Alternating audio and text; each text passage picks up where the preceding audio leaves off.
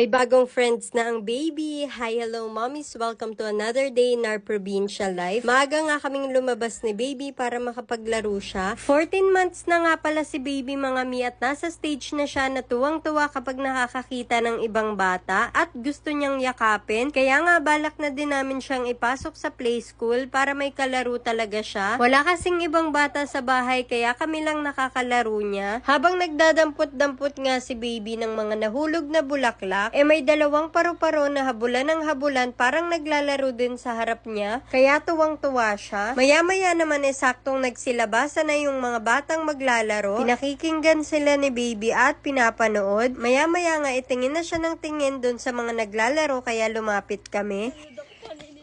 Hello! Tuwang-tuwa sila kay baby, kaya lang ayaw naman ni Athena lumapit. Siguro naninibago siya kasi madalas kapag may nakikita kaming baby, ayaw siyang lapitan. Pagka-uwi nga namin, dito naman kami dumiretso sa manukan at ibinibigay nila ng daddy niya yung mga sapal ng nyog sa mga paitluging manok.